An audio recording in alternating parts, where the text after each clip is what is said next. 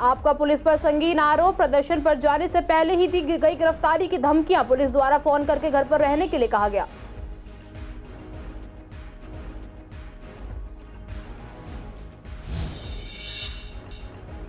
Police ने पकड़े हवाला के 3 करोड़ रुपए, चेकिंग के दौरान पुलिस को मिले पैसों से भरे बैग, आयकर विभाग द्वारा आगे की जांच जारी।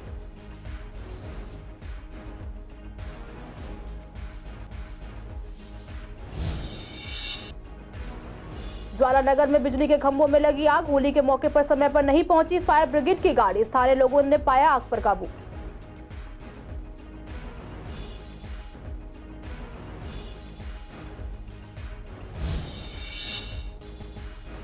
प्रेमी ने प्रेमिका के पूर्व पति के दोस्त को मारी गोली, मौके पर हुई मौत, पुलिस कर रही है आरोपी की तलाश।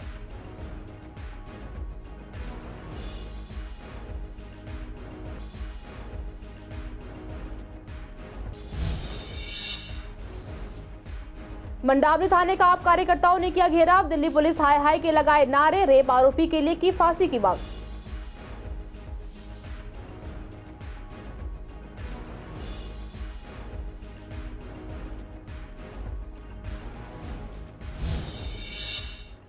नमस्कार, आप देख रहे हैं सीसीएन लाइव। मैं हूं आपके साथ काजल चौधरी। स्वागत है आपका हमारे खास कार्यक्रम पूर्वी दिल्ली खास में। कुछ खास खबरों के साथ करते हैं बुलेटिन की शुरुआत। सीएम अरविंद केजरीवाल की गिरफ्तारी के जवाब में परिसर का घेराव करने के लिए आपकी घोषणा के बाद दिल्ली पुलिस ने पीएम मोदी के आवास पर सुरक्षा बढ़ा दी थी। साथ ही पूर्वी दिल्ली के आप पार्टी के सत्ताधारी निगम और युवा मोर्चा के साथ कार्यकर्ताओं को मंगलवार सुबह से ही पुलिस द्वारा फोन करके घर पर रहने को कहा गया। आपको बता दें कि पूर्वी दिल्ली के विश्वास नगर विधानसभा युवा मोर्चा से अभिषेक के साथ विश्वास नगर वार्ड की निगम पार्षद ज्योति रानी और वार्ड अध्यक्षों को सुबह 7 बजे से बीट ऑफिसर और एसएचओ ने फोन करके घर पर रहने को कहा था। साथ ही सारा दिन उनके घर और ऑफिस के पास हर 10 मिनट पर राउंड किए गए। उन्होंने बताया कि केवल आपके कार्यकर्ताओं को ही घरों में बंद किया जाता है, बीजेपी के नहीं।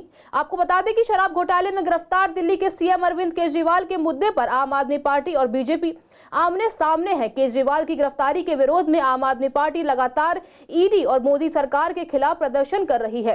मंगलवार के आंदोलन के लिए पुलिस की ओर से परमिशन नहीं दी गई थी। वहीं दूसरी तरफ बीजेपी ने भी मंगलवार को दिल्ली के सीएम के खिलाफ मोर्चा खोला और दिल्ली सचिवालय पर प्रोटेस्ट मार्च निकाला। बीजेपी की मांग है कि केजरीवाल को तुरंत इस्तीफा देना चाहिए। आज सुबह से ही हमारे पास पुलिस विभाग के लोग आए और हमें कहीं जाने के लिए मना कर रहे हैं। आपके सामने बाहर पुलिस वाले खड़े हैं। तो अब वो बार बार पुलिस का काम जब भी कि क्राइम रोकने का है, लेकिन नेताओं को रोक रही है। आम आदमी पार्टी के लोगों को, नेताओं को घर में हाउस अरेस्ट किया जा रहा है।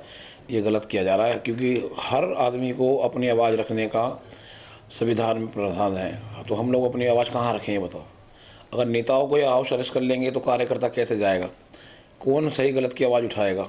अगर रोड पे भी प्रचार नहीं कर सकते हम लोग, अगर हम आवाज़ नहीं उठा सकते किसी की, तो बेकार है राजनीति करना भी। मैं तो भाजपा का नेता कोई हाउस अरेस्ट नहीं होता। भाजपा वालों को तो पुलिस वाले खुद छोड़ के आते हैं। हमारे सचिवालय में भी जाएंगे, हमारे आईटी ऑफिस में भी जाएंगे। उनकी तो पूरी गुंडागर्दी चल रही है। भाजपा वालों को कोई नहीं रोक सकता। उनके तो पुलिस भी साथ दे रही है, एलजी भी उनका साथ दे रहा, पूरा केंद्र सरकार उनका साथ दे रही है। उनको कौन रोक सकता है? अभी राजघाट पर उन्होंने कुछ दिन पहले, कल परसों प्रदर्शन किया है। इतने झंडे लगा रखे थे, आचार संहिता का उल्लंघन सीधा किया जा रहा था। जितने आदमी नहीं थे वहाँ पर इतने झंडे लगे हुए थे भाजपा के। हाँ जी, आज हमारी पूरी यूथ विंग की तरफ से दिल्ली प्रदेश से हम निर्देश आया हुआ था कि पूरी विधानसभा से जितने हमारे यूथ विंग के साथी है, युवा साथी है, सबको पीएम हाउस पे जाना है। और मेरे को तो हमारे थाने से बीट ऑफिसर की कॉल आई और मुझे घर में क्वारंटाइन कर रखा है। मेरी टीम गई हुई है, उन्हें भी कहीं ना कहीं मेट्रो स्टेशन पे रोका जा रहा है। आप कहाँ जा रहे हो? मेरे को तो 7 बजे से ही फ़ोन आ रहे थे बीट ऑफिसर के कि नहीं जाना नहीं जाना। घर पे ही आ गए वो 2-3 लोग, कह रहे अभिषेक तेरे को कहीं नहीं जाना।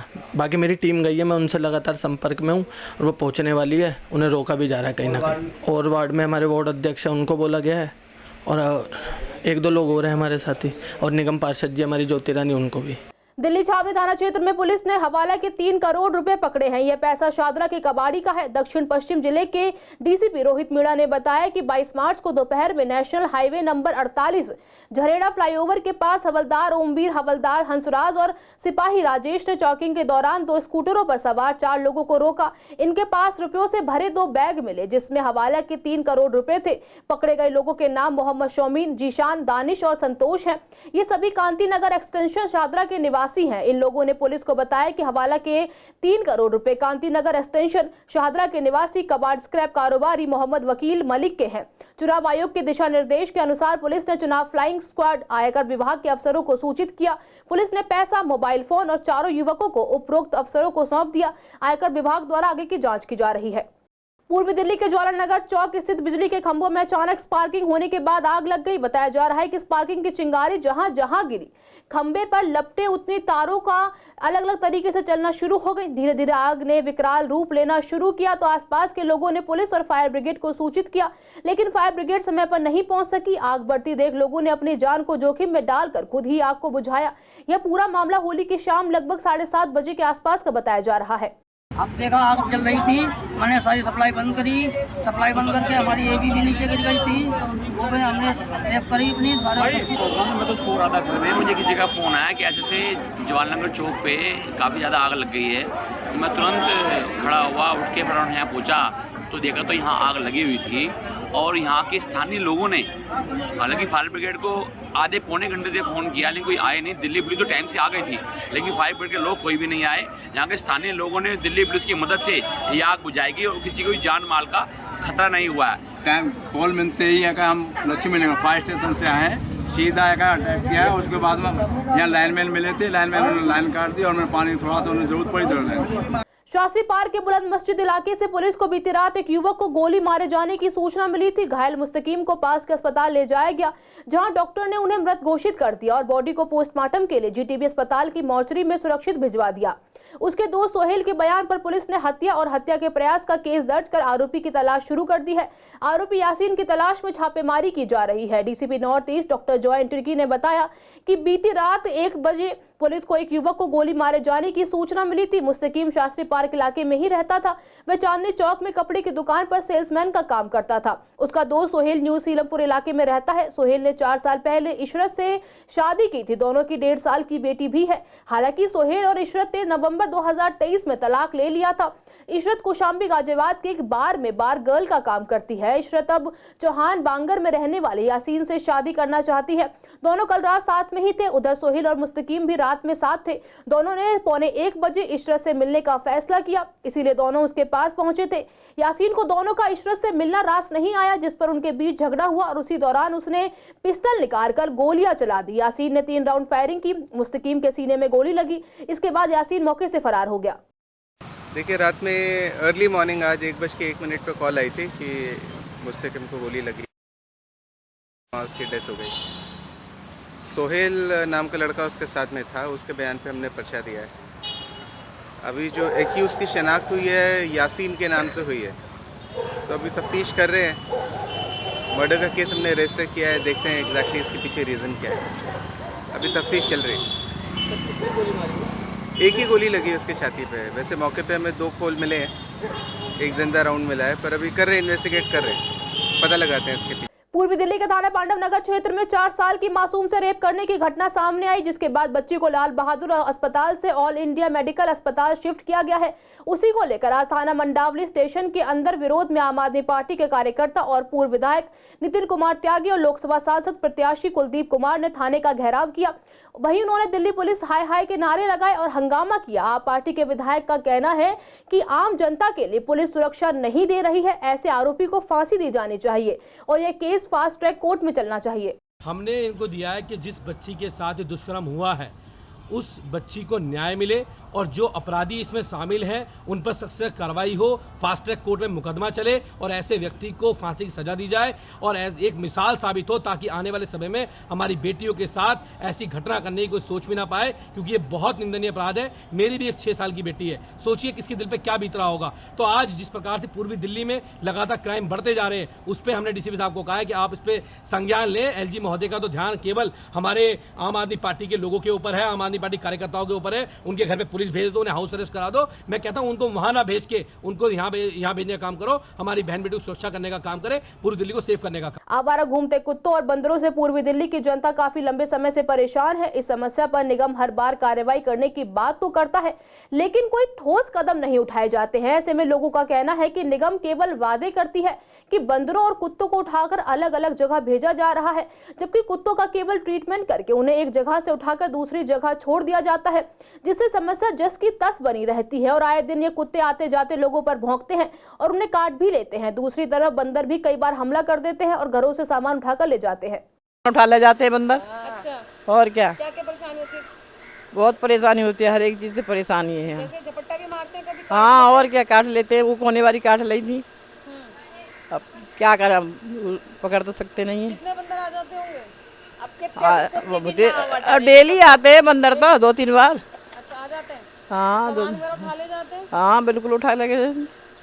रसोई में तो सामान लगा लेते हैं, ऊपर वाली की रसोई में तो डिब्बा उठा के ले गया। ये इसमें अब क्या होना चाहिए, जो आपको सही लगे वो करो। पकड़ के जाना चाहिए ना? पकड़ ले जाओ। बिल्कुल पकड़ ले जाओ। और कुत्ते वगैरह से परेशानी? कुत्ते में तो बहुत परेशानी है, कुछ मत पूछो। काट भी लेते हैं? हाँ, काट भी लेते हैं, जगह जगह गंदगी फैला रखी है। कुत्ते तो बहुत हैं, बहुत बुरा हाल है यहाँ पर। लेके भी जाते हैं और बच्चों को इतना काटा हुआ है, मतलब हॉस्पिटल ले जाओ, इनको इंजेक्शन के लिए इतने पैसे देने पड़ते हैं, बहुत खर्चा होता है।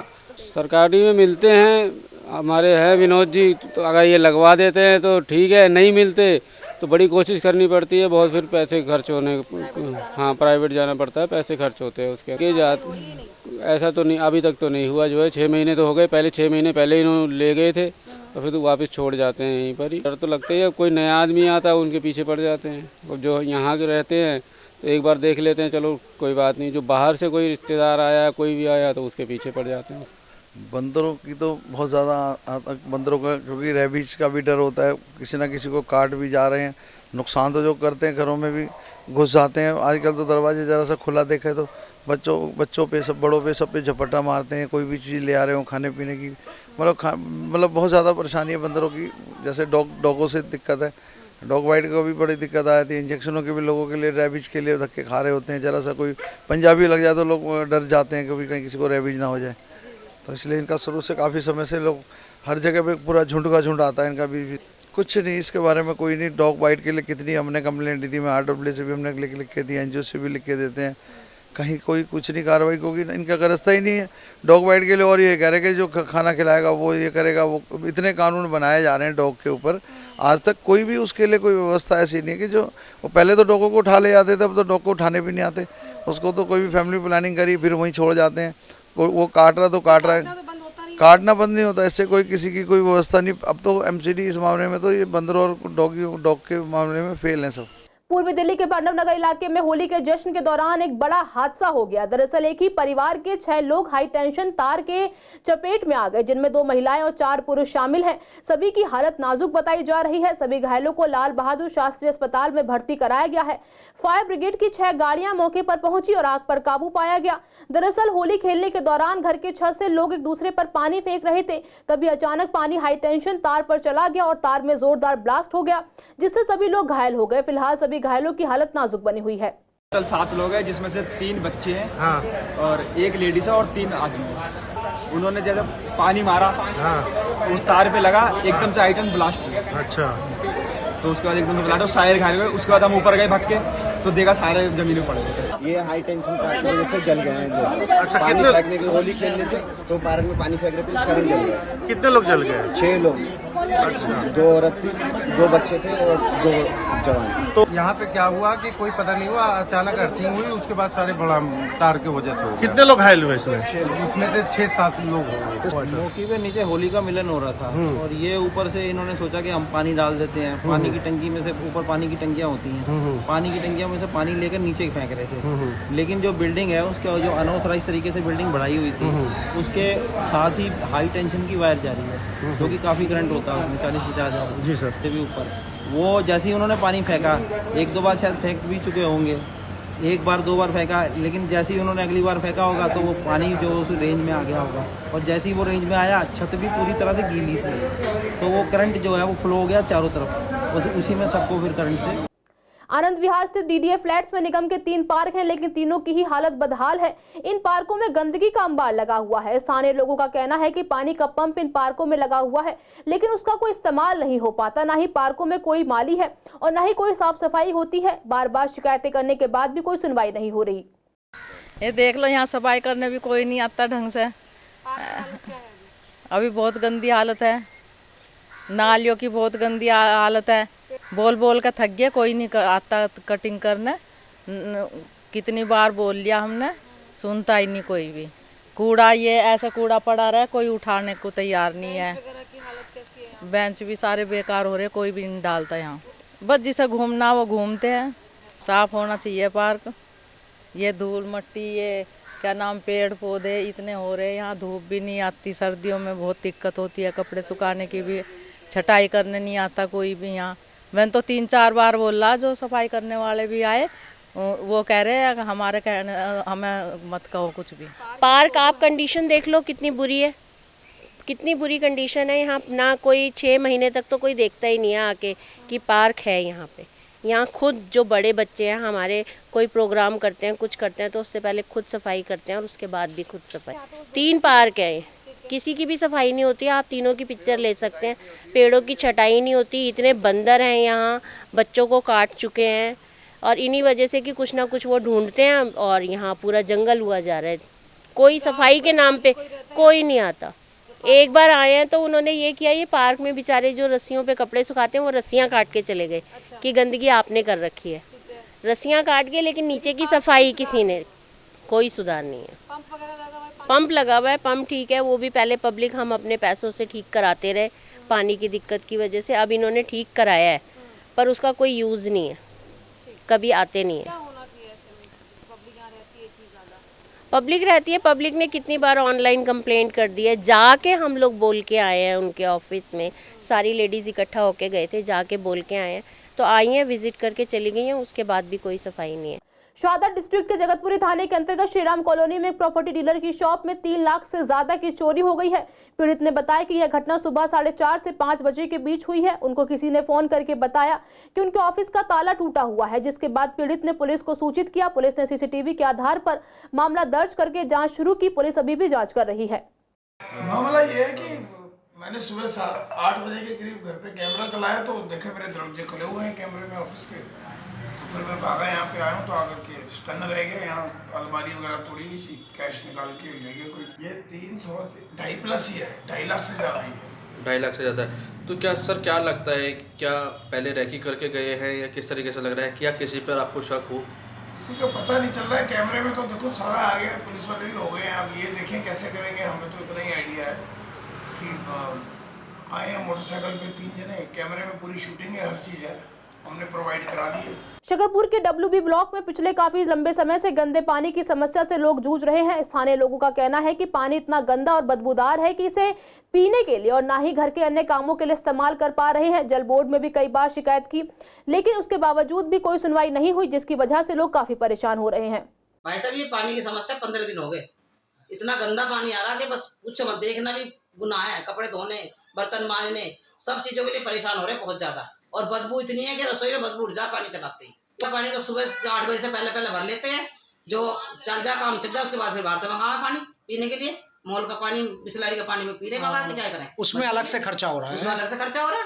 15 दिन के लगभग हो गया है और ये स्थिति बहुत दयनीय हो रही है। कल का दिन जो है, दुल्हनडी वाले दिन, तो पूरा सुबह से लेकर रात के 12 बजे तक पानी विकट समस्या, बहुत गंदा ही था। काला पानी, पूरा काला पानी था, चौड़ा, जैसे कहीं किसी झोड़ से पानी निकाल करके और इसमें टंकी में आ गया। और ये जल बोर्ड का पानी है, स्थिति बड़ी दयनीय है। हम इसे पीने के अलावा जो घर में साग सब्जी, खाना, लत्ते, कपड़े नहीं धो रहे हैं। पिछले 8 दिन हो गए इसी चक्कर में कि कपड़े कहाँ से धोएं, जब ये चौड़ा पानी आ रहा है, बड़ा गंदा पानी आ रहा है।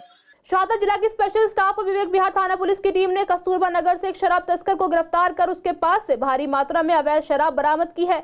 शाहदा जिला के डीसीपी सुरेंद्र चौधरी ने बताया कि गिरफ्तार आरोपी की पहचान कस्तूरबा नगर निवासी गुरदीप कौर के तौर पर हुई है। डीसीपी ने बताया कि स्पेशलिस्ट टीम को सूचना मिली थी कि कस्तूरबा नगर इलाके में गुरदीप कौर नाम का शख्स अवैध शराब की बिक्री कर रहा है। इस जानकारी के बाद विवेक विहार थाना और स्पेशल स्टाफ की ज्वाइंट टीम का गठन किया गया। इस टीम ने ट्रैप लगाकर कस्तूरबा नगर से गुरदीप कौर को गिरफ्तार गिरफ्तार कर लिया। उसके पास से 238 क्वार्टर अवैध शराब बरामद हुई। आज के लिए इस बुलेटिन में बस इतना ही। हर रोज ऐसी नई खबरें देखने के लिए देखते रहिए CCN लाइव। नमस्कार।